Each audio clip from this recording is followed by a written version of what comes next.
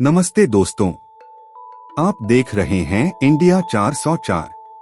क्या आप जानते हैं कि दुनिया का सबसे बड़ा धार्मिक ग्रंथ कौन सा है? नहीं? तो सुनिए, यह भारत में है। यह हमारे पास है और शायद आपने इसका नाम भी नहीं सुना होगा।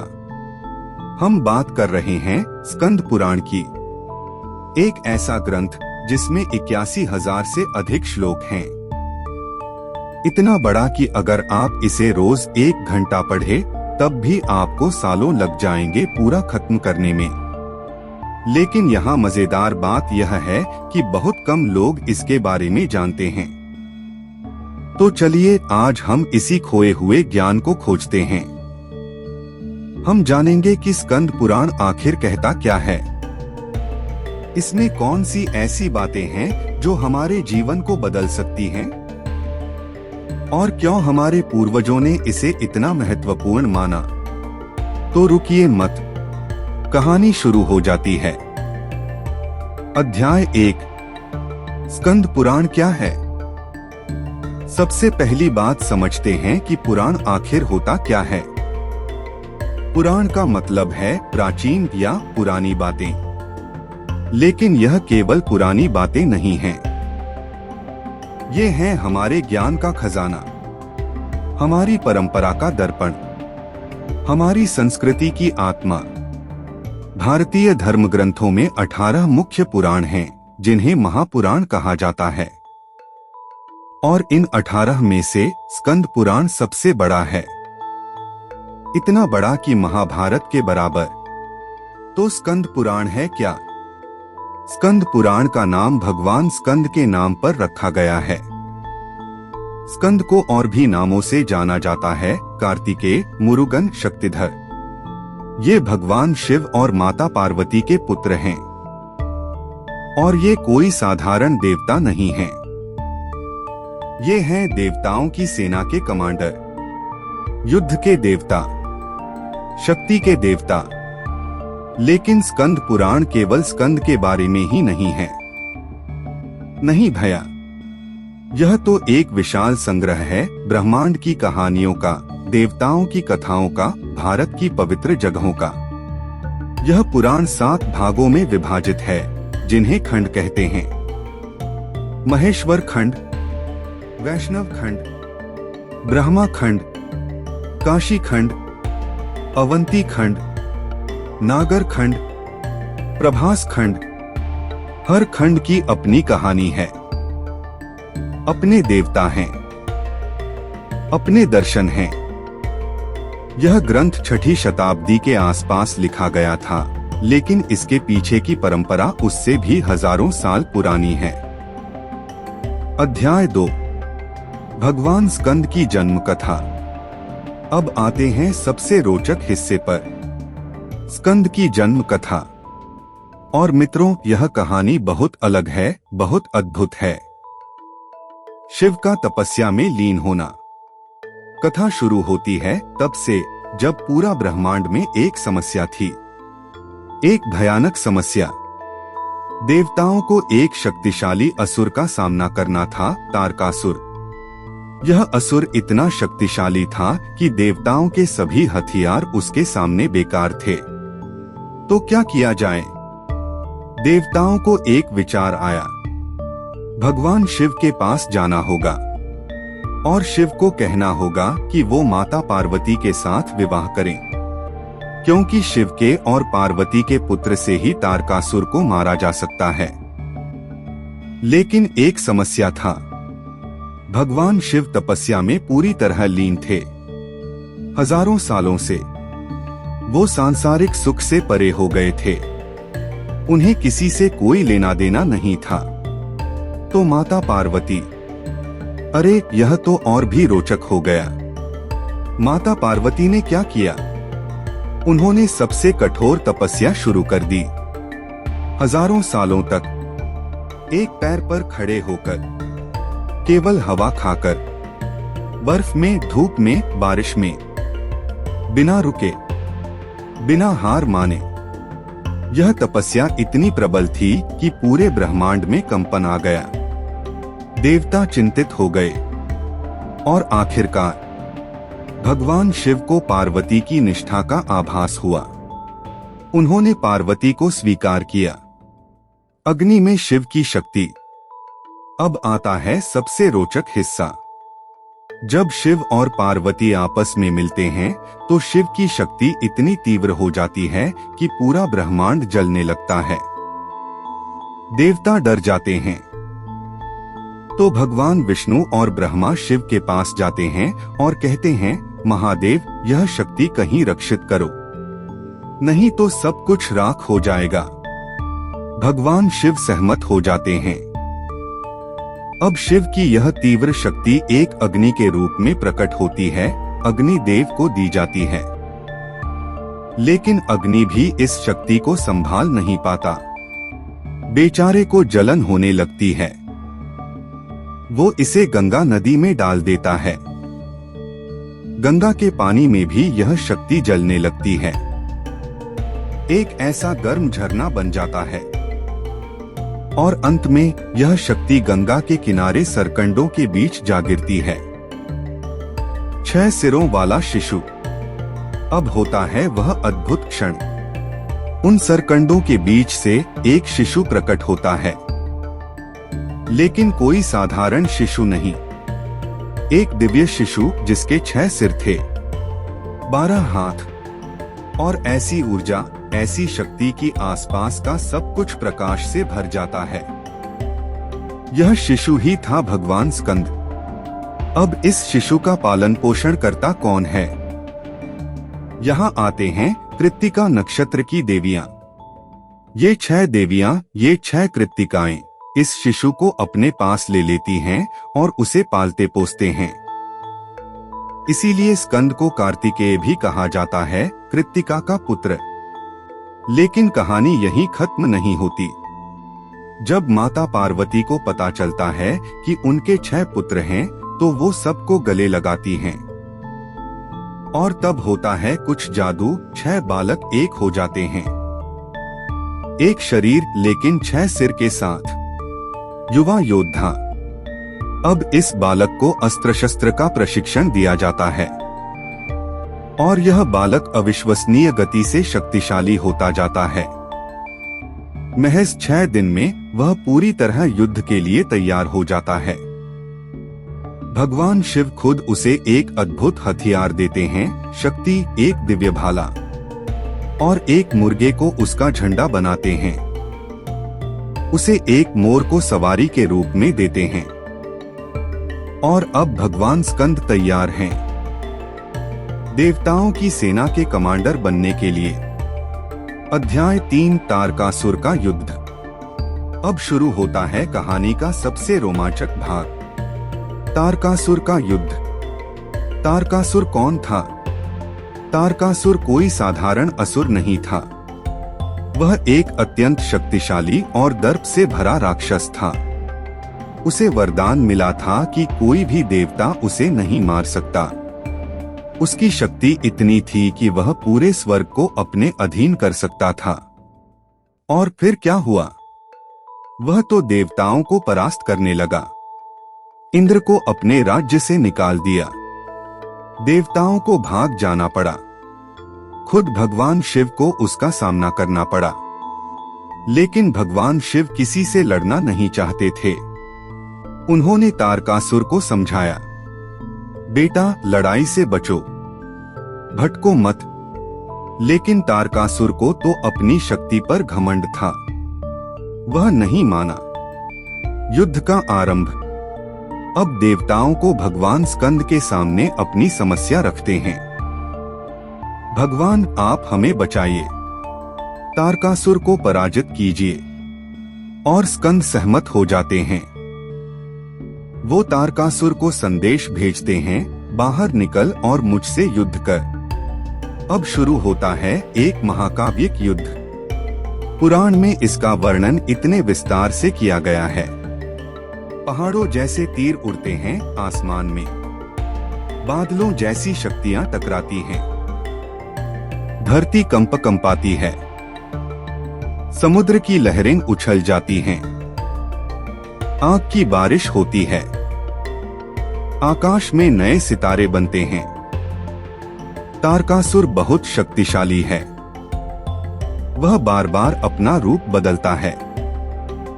कभी भैंस का रूप लेता है, कभी सिंह का, कभी राक्षस का, लेकिन भगवान स्कंद अधिक शक्तिशाली हैं। उनके हर प्रहार से तारकासुर कमजोर पड़ता जाता है। अंतिम प्रहार, आखिरकार वह निर्णायक क्षण आता है। स्कंद अपने दिव्य शक्ति को प्रयोग करते हैं, एक ऐसी शक्ति जिससे तारकासुर का शरीर 2 भागों में विभाजित हो जाता है। लेकिन यहाँ होता है कुछ जादू। तारकासुर के शरीर के दोनों हिस्से आश्चर्यजनक जीवों में रूपांतरित हो जाते हैं। एक हिस्सा एक शेर बन जाता है, दूसरा हिस्सा एक मुर्गा बन जाता है। ये दोनों जीव अभी भी स्कंद पर झपट पड़ते हैं, लेकिन स्कंद अपनी करुणा से इन दोनों को शांत कर देते हैं। एक को अपना वाहन मोर के रूप में रखते हैं, दूसरे को अपना झंडा के रूप में। यह है सद्भावना की सीख, यह है दया की विजय। तारकासुर जैसे एक दुष्ट को भी स्कंद ने अपने साथ रखा और अब देवताओं को उनका राज्य वापस मिल जाता है। शांति स्थापित हो जाती है। अध्याय 4, स्कंद पुराण का दर्शन। अब सवाल यह है कि हमें इन सब कहानियों से क्या सीखना चाहिए। सिर्फ मनोरंजन के लिए कहानियां तो हम फिल्में देखकर भी सुन सकते हैं। तो स्कंद पुराण का असली संदेश क्या है? पहली सीख, शक्ति और नम्रता। स्कंद पुराण की सबसे पहली सीख यह है कि शक्ति और नम्रता एक साथ चल सकती हैं। स्कंद देवताओं की सेना के कमांडर हैं, उनके पास अपार शक्ति है, लेकिन देखिए उनका व्यवहार कैसा है। वो माँ बाप की बात सुनते हैं, वो गुरु के आदेश को मानते हैं, वो जब बालक रूप में हैं, तब भी वो दूसरों को सम्मान देते हैं। यह संदेश क्या कहता है? कि शक्तिशाली होना बुरी बात नहीं है, लेकिन शक्ति को विनम्रता से इस्तेमाल करना चाहिए। जो लोग हर समय अपनी ताकत दिखाते रहते हैं, उनका पतन निश्चित है, तारकासुर की तरह। दूसरी सीख, शुद्ध इरादा और निष्ठा। माता पार्वती की तपस्या को देखिए। हजारों साल तक बिना किसी फल की आशा के, बस शिव को पाने के लिए। स्कंद पुराण का संदेश है, जब आपका इरादा शुद्ध हो, तब ब्रह्मांड आपकी मदद करता है। पार्वती को किसी चीज की कामना नहीं थी, कोई दौलत नहीं चाहिए थी, कोई ताज नहीं चाहिए था, बस एक शुद्ध भावना थी। और देखिए पूरा ब्रह्मांड उनके लिए कैम जाता है।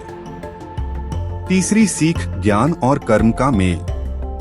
स्कंद पुराण की एक और सीख यह है कि केवल ज्ञान काफी नहीं है, कर्म भी जरूरी है। पुराण कहता है कि सिर्फ पूजा करना, सिर्फ सोचना, सिर्फ कल्पना करना काफी नहीं है। आपको कार्य भी करना होगा, अपनी शक्तियों का इस्तेमाल करना होगा, सही समय पर सही निर्णय लेना होगा।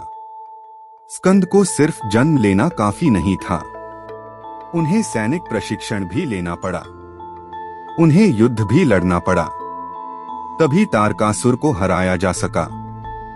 चौथी सीख, अहंकार का सहार। तारकासुर की कहानी से एक और सीख मिलती है, अहंकार का अंत निश्चित है। तारकासुर को अपनी शक्ति पर घमंड था, वह सोचता था कि वह अजेय है, लेकिन उसका अहंकार ही उसका विनाश बन गया। वह शिव की सीख को नहीं माना, वह भगवान की आवाज नहीं सुना, और नतीजा, उसे हार का सामना करना पड़ा। यह संदेश आज भी बेहद प्रासंगिक है। जो लोग अपनी शक्ति पर घमंड करते हैं, जो सोचते हैं कि वो कभी गलत नहीं हो सकते, उनका पतन जरूर होता है। पांचवी सीख, नियति और पुरुषार्थ। स्कंद पुराण में एक गहरी सीख यह भी है कि नियति, भाग्य और पुरुषार्थ, प्रयास दोनों महत्वपूर्ण हैं। भाग्य में लिखा था कि तारकासुर को एक बालक द्वारा मारा जाएगा, लेकिन यह तो सिर्फ संभावना थी। इसे सच करने के लिए पार्वती को तपस्या करनी पड़ी, स्कंद को युद्ध करना पड़ा। तो संदेश यह है कि भाग्य पर बैठे रहो तो कुछ नहीं होगा। अपने लक्ष्य के लिए कड़ी मेहनत करो, तब भाग्य भी तुम्हारे साथ चलेगा। अध्याय 5, पवित्र भारत की भूगोल। अब आते हैं एक और बेहद रोचक विषय पर। स्कंद पुराण का दूसरा नाम हो सकता है भारत का आध्यात्मिक मानचित्र, क्योंकि इस पुराण में भारत के हर कोने की कहानी है, हर पवित्र स्थान का वर्णन है। उत्तर के पवित्र स्थान केदारनाथ, हिमालय की गोद में बसा केदारनाथ शिव को समर्पित सबसे महत्वपूर्ण तीर्थ है। स्कंद पुराण के महेश्वर खंड में इसका विस्तृत वर्णन है। बद्रीनाथ एक और हिमालयी पवित्र स्थान जहां विष्णु निवास करते हैं। गंगा नदी जहां स्कंद का जन्म हुआ था। यह पूरे भारत को पवित्र करने वाली नदी है। पूर्व के पवित्र स्थान जगन्नाथपुरी, उड़ीसा। यह भगवान जगन्नाथ का मंदिर बहुत ही महत्वपूर्ण माना जाता है। स्कंद पुराण में इसे मोक्ष के द्वार कहा गया है।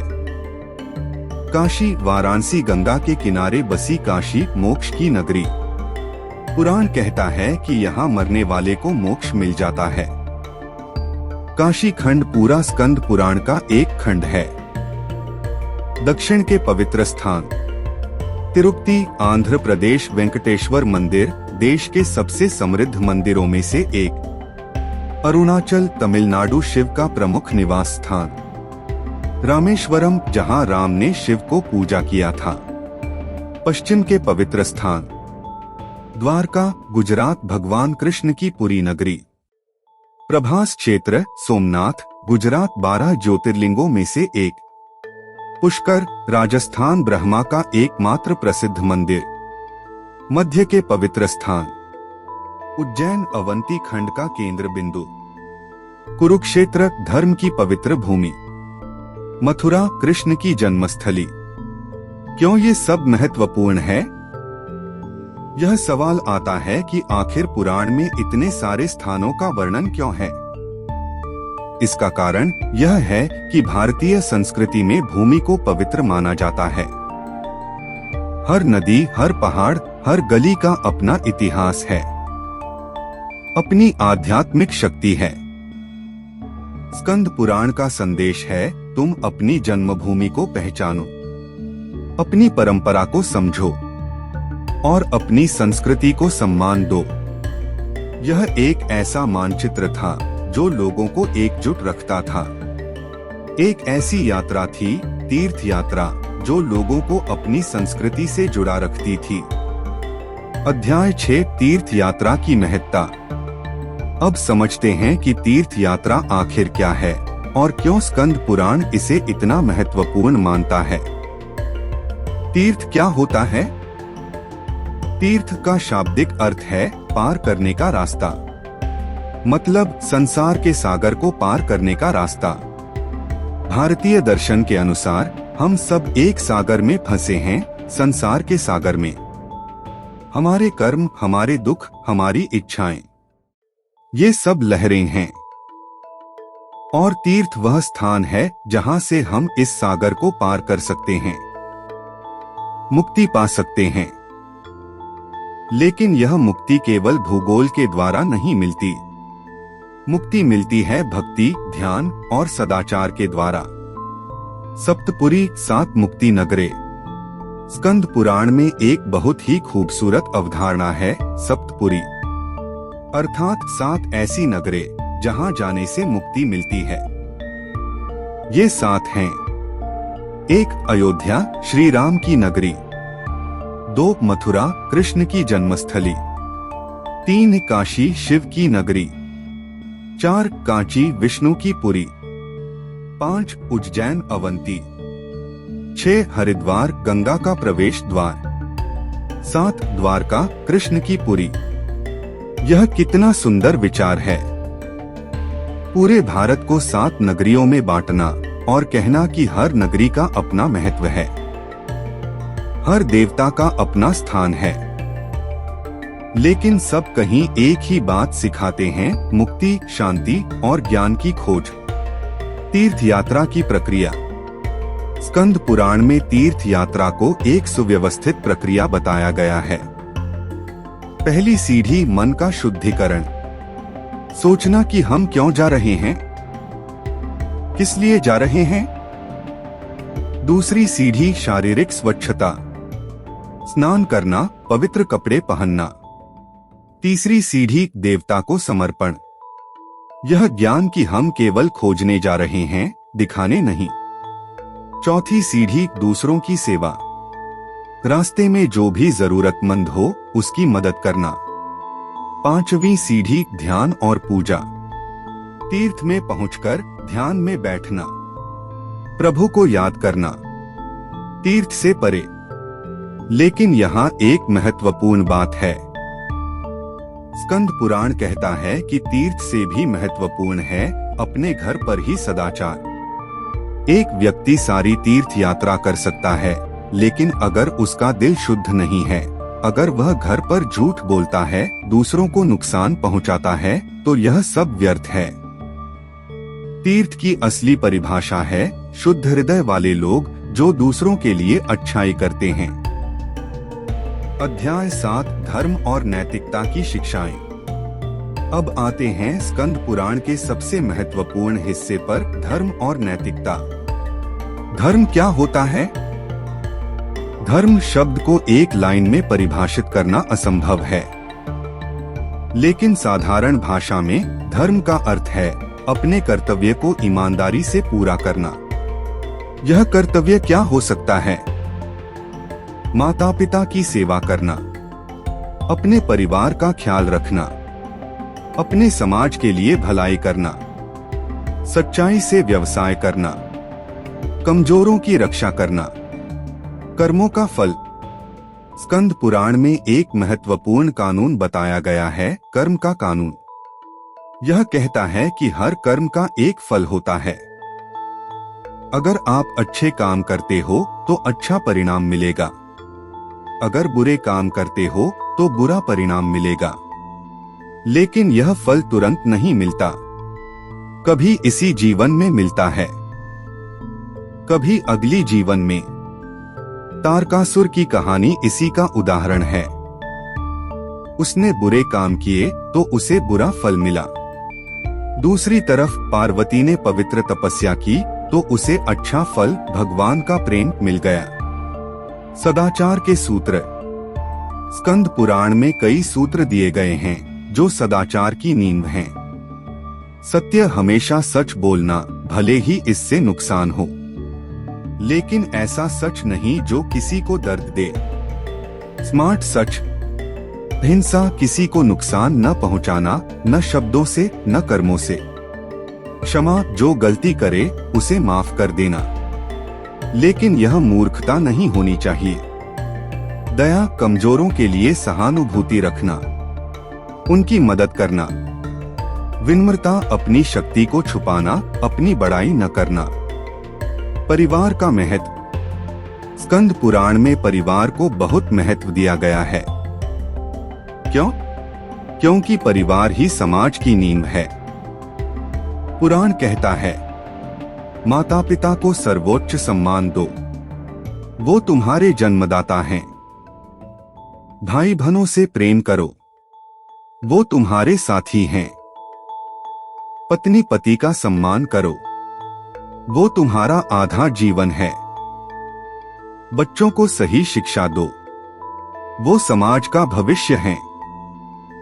यह कोई धार्मिक बातें नहीं हैं, ये सामान्य ज्ञान है। अगर परिवार मजबूत होगा तो समाज मजबूत होगा। काम और ब्रह्मचर्य। यह एक संवेदनशील विषय है, लेकिन स्कंद पुराण में इस पर खुलकर बात की गई है। पुराण कहता है कि सेक्स एक प्राकृतिक वृत्ति है। इसे गलत मानना गलत है, लेकिन इसे नियंत्रित करना जरूरी है। अगर आप सेक्स के पीछे भाग रहे हो तो आप मानवता से नीचे गिर जाते हो। ब्रह्मचर्य का मतलब है इंद्रियों पर नियंत्रण।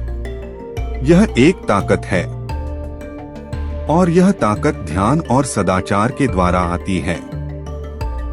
अध्याय 8 शिव शक्ति की महत्ता। अब आते हैं एक बहुत ही गहरे और दार्शनिक विषय पर, शिव और शक्ति का संबंध।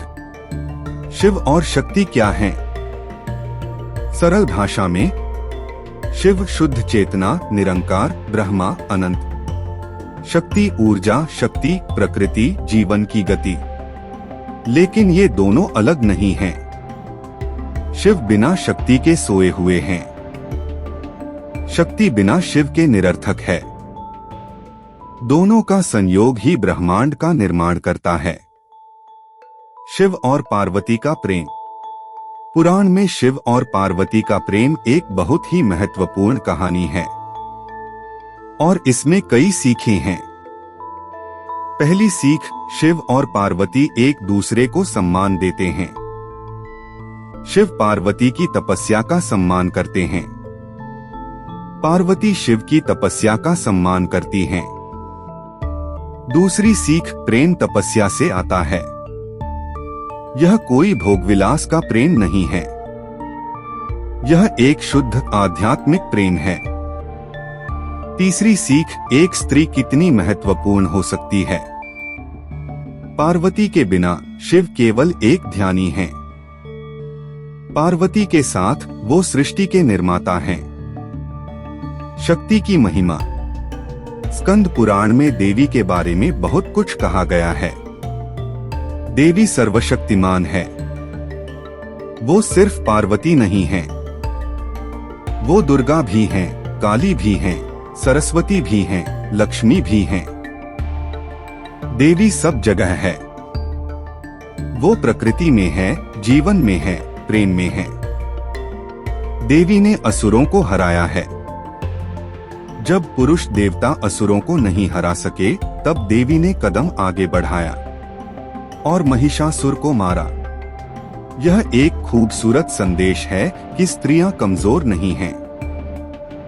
वो दुनिया की आधी शक्ति हैं, और कभी कभी तो पूरी शक्ति हैं। शिव पार्वती का विवाह। शिव पार्वती का विवाह कोई साधारण विवाह नहीं है। यह दो आत्माओं का मिलना है, दो ऊर्जाओं का संयोग है। इसमें भगवान ब्रह्मा, विष्णु, सब देवता मौजूद हैं। सब देवताओं ने आशीर्वाद दिया है, और इसका नतीजा क्या है? पूरे ब्रह्मांड में नई ऊर्जा आती है। एक नया देवता स्कंद पैदा होता है। तारकासुर जैसा असुर मारा जाता है। शांति स्थापित होती है। तो संदेश यह है, सही प्रेम सही साथी के साथ सही समय पर, ये सब ब्रह्मांड को बदल सकता है। अध्याय 9 आधुनिक समय में स्कंद पुराण की प्रासंगिकता। अब सवाल यह है कि आधुनिक दुनिया में, जहां विज्ञान है, तकनीक है, एक प्राचीन पुराण की क्या प्रासंगिकता है? यह सवाल बहुत महत्वपूर्ण है। तो सुनिए, समस्या का बदलता चेहरा। आज की समस्याएं भले ही अलग दिखती हों, लेकिन जड़ में वही हैं।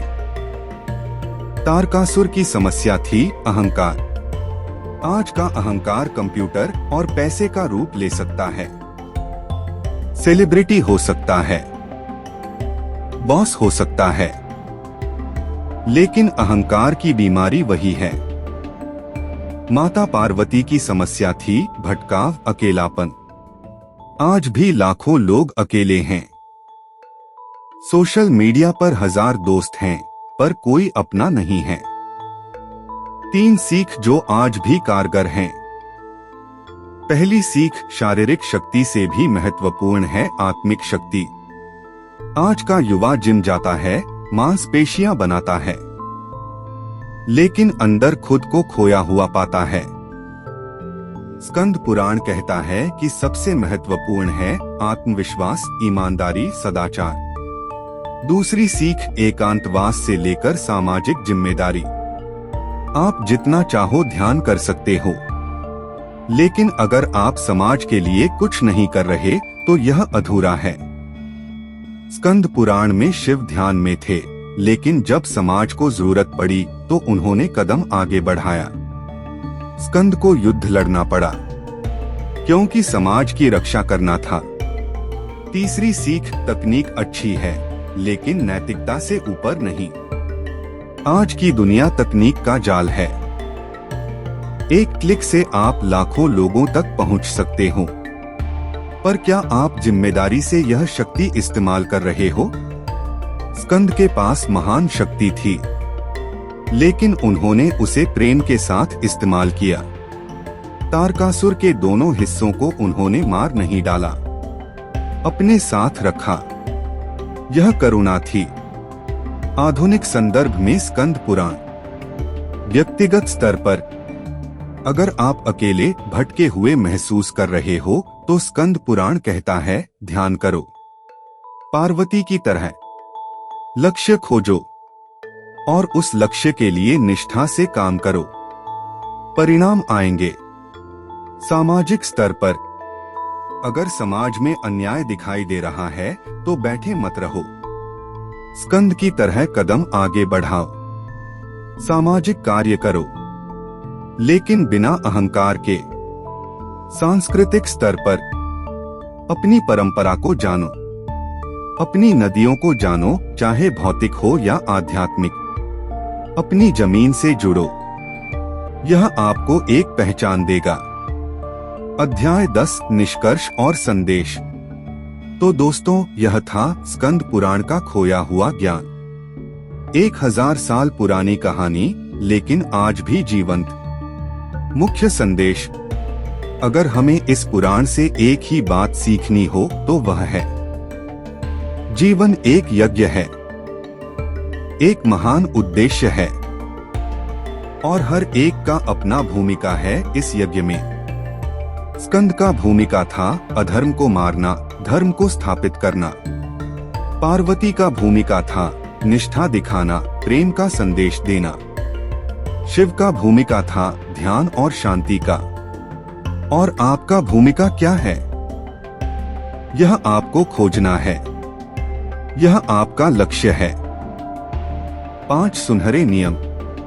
अगर आप स्कंद पुराण को अपने जीवन में लागू करना चाहते हो तो इन 5 नियमों को याद रखो। नियम 1, अपने ऊपर काबू रखो। अपनी इंद्रियों को नियंत्रित करो, अपनी भावनाओं को समझो, अहंकार पर नियंत्रण रखो। नियम 2, दूसरों का सम्मान करो। भले ही तुम कितने भी शक्तिशाली हो, विनम्र रहो। बड़ों को सम्मान दो, छोटों को प्यार दो। नियम 3, अपने लक्ष्य पर काम करो। जब तक लक्ष्य न मिल जाए, हार मत मानो। पार्वती की तरह निष्ठा दिखाओ। नियम 4, न्याय के लिए खड़े हो। अगर कहीं अन्याय देखो तो चुप मत रहो, लेकिन क्रोध में नहीं, समझदारी में। नियम 5, अपनी संस्कृति को याद रखो। अपनी परंपरा को जानो, अपने पूर्वजों का सम्मान करो, यह तुम्हें जड़ देगा। आखिरी शब्द, स्कंद पुराण सिर्फ एक धार्मिक ग्रंथ नहीं है, यह एक जीवन मार्गदर्शक है। यह हमें बताता है कि कैसे जिए, कैसे लड़े, कैसे प्रेम करें, कैसे क्षमा करें। सबसे महत्वपूर्ण बात यह है कि पुराण कहता है, सब कुछ संभव है अगर आपका इरादा शुद्ध है। तारकासुर असंभव लग रहा था, लेकिन क्या हुआ? स्कंद ने उसे हरा दिया। शिव को जगाना असंभव लग रहा था, लेकिन क्या हुआ? पार्वती की निष्ठा ने उन्हें जगा दिया। तो आप भी कर सकते हो, बस शुद्ध इरादा चाहिए, निष्ठा चाहिए और धैर्य चाहिए। यह है स्कंद पुराण का संदेश। खोया हुआ ज्ञान नहीं, बल्कि खोजा हुआ ज्ञान। अंतिम विचार। दोस्तों, इस यात्रा के लिए धन्यवाद। अगर इस वीडियो ने आपको कुछ सिखाया है, अगर आपके मन में कोई नया सवाल उठा है, अगर आप भी स्कंद पुराण को खोजने की यात्रा पर निकलना चाहते हो, तो यह संदेश अपना लो। जीवन में एक भी दिन व्यर्थ नहीं है। हर दिन एक नया अवसर है।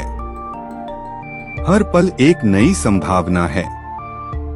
और यह संदेश भूलो मत, आपके अंदर भी स्कंद की शक्ति है।